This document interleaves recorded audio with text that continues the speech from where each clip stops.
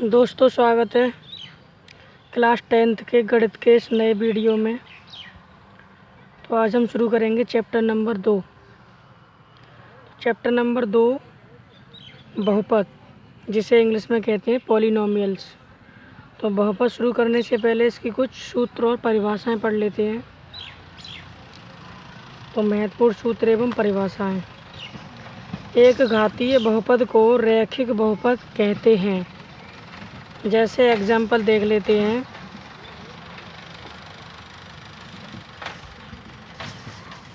Four x plus 3।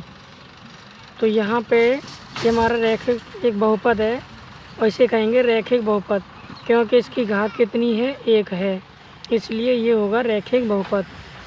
द्विघातीय बहुपद को द्विघात बहुपद कहते हैं। जैसे एग्जाम्पल देख लेते हैं।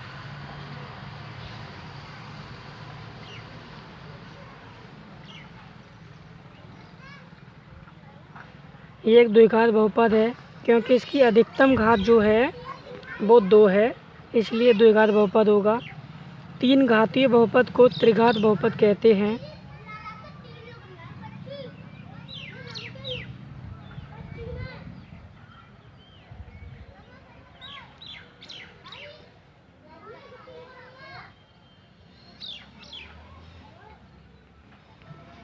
ये हमारा त्रिघात बहुपद है, क्योंकि इसमें अधिकतम घात 3 है, इसलिए ये हमारा त्रिघात बहुपद होगा।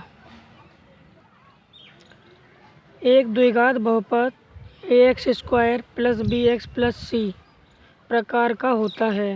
यानी द्विघात बहुपद जो होता है इसका एक मानक रूप होता है, स्टैंडर्ड फॉर्म होता है। यहाँ a ≠ 0। a ≠ 0 का मतलब है यहाँ पे a कभी भी 0 नहीं होगा। b और c 0 हो सकते हैं, लेकिन a 0 कभी नहीं होगा। यहाँ a b c वास्तविक संख्याएं हैं, यानी ये यहाँ पे वास्तविक संख्याएं, जैसे 1 2 3 कोई भी संख्या हो सकती है, ऐसे यहाँ पे कोई भी संख्या हो सकती है।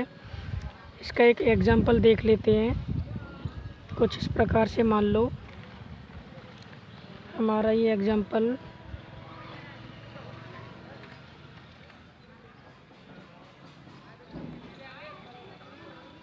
जैसे ये हमारा एग्जांपल है, तो हमारा यहाँ पे a जो होगा वो 2 होगा, b जो होगा वो 3 होगा, c जो होगा 7 होगा।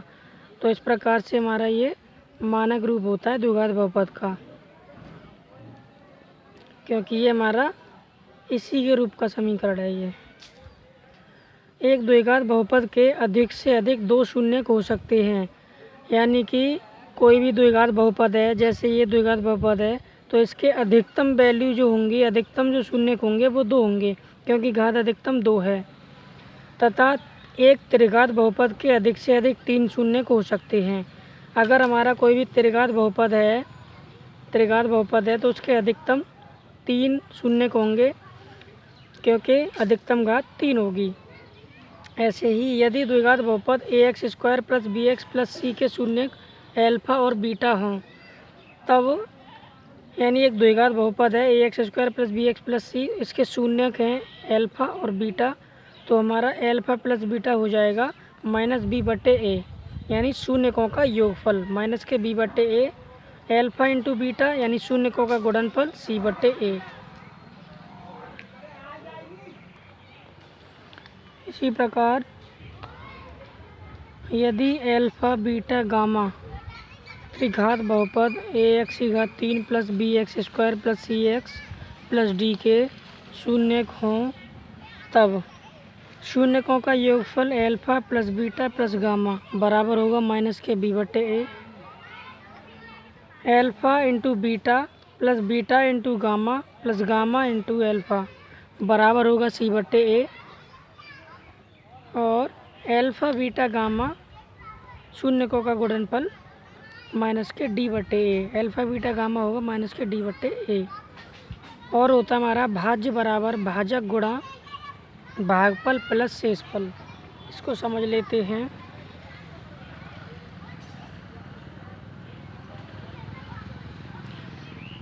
जैसे हम कभी भी भाग देते हैं तो ये हमारा भाज्य होता है।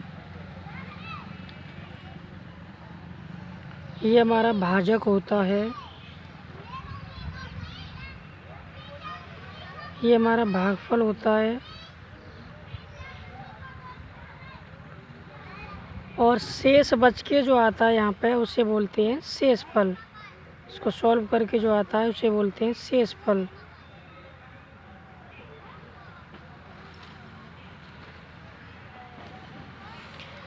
तो इसका मतलब ये हुआ, ये रिलेशन होता है भाज्य बराबर भाजक गुणा भागफल, भाज्य बराबर भाजक गुणा भागफल और प्लस शेषफल।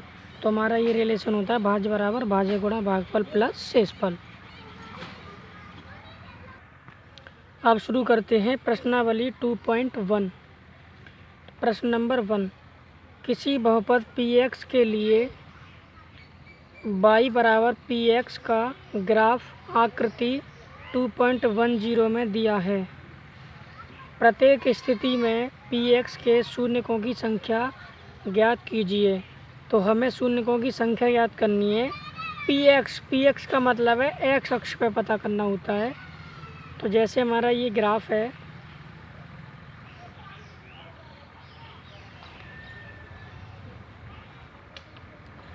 ये हमारा ग्राफ है, ये हमारी x अक्ष होती है और ये हमारी y अक्ष होती है। तो हमें ये बताना है कि शून्य px के लिए शून्य की संख्या, यानी x अक्ष पर जो भी कर्व या जो भी रेखा काटेगी उसे हम शून्यकों की संख्या कहते हैं। तो यहाँ पे x अक्ष पे कोई भी संख्या, कोई भी रेखा या कोई भी कर्व नहीं काट रहा है, कोई भी वक्र नहीं काट रहा है। तो शून्य की संख्या px बराबर ये हो जाएगी 0। अब सेकंड में देख लेते हैं। तो यहाँ पे ये हमारी x अक्ष है, px के शून्य निकालने हैं। तो x अक्ष के लिए पता करेंगे। तो x अक्ष पे हमारा एक ये जो कर्व है, ये जो वक्र है, एक जगह के काट रहा है, एक पॉइंट पे काट रहा है। तो यहाँ पे हमारी 1 हो जाएगी शून्य की संख्या। ऐसे ही अगला देख लेते हैं।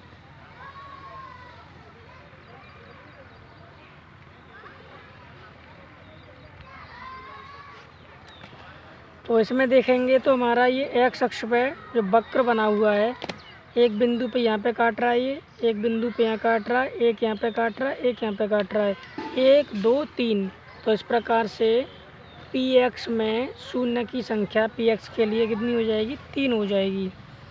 इसी प्रकार इसमें देखते हैं। तो यहाँ पे x अक्ष पे जो वक्र है ये काट रहा है, एक बिंदु यहाँ पे काट रहा है, एक यहाँ पे काट रहा है, तो 1 और 1 2। तो px बराबर 2 हो जाएगी। अब आगे देखते हैं। तो ये हमारी x अक्ष है, px के लिए x अक्ष के लिए शून्य की संख्या। अब यहाँ देखते हैं ये वक्र कितनी जगह काटता है, एक यहाँ काट रहा है एक पॉइंट, दूसरा ये काट रहा है, तीसरा ये काट रहा है, चौथा ये काट रहा है। हमें x अक्ष पर देखना है, ना कि y अक्ष पे। y अक्ष से मतलब नहीं है अभी हमें, x अक्ष से मतलब, क्योंकि x अक्ष पे पूछ रहा है। y अक्ष पे पूछता तो y अक्ष पे देखते, फिर x अक्ष से मतलब नहीं होता। तो यहाँ पे 1 2 3 4, तो यहाँ पे हो जाएगी 4। अब इसमें देख लेते हैं। तो ये हमारा एक यहाँ पे टच कर रहा है या काट रहा है, ऐसे ही यहाँ पे एक यहाँ पे टच कर रहा है, एक यहाँ पे टच कर रहा है। तो इस प्रकार से 1 2 3, तो px के लिए शून्य की संख्या क्या हो जाएगी, 3। तो इस प्रकार से हमारे ये आंसर हो जाते हैं। तो दोस्तों आई होप वीडियो पसंद आई होगी।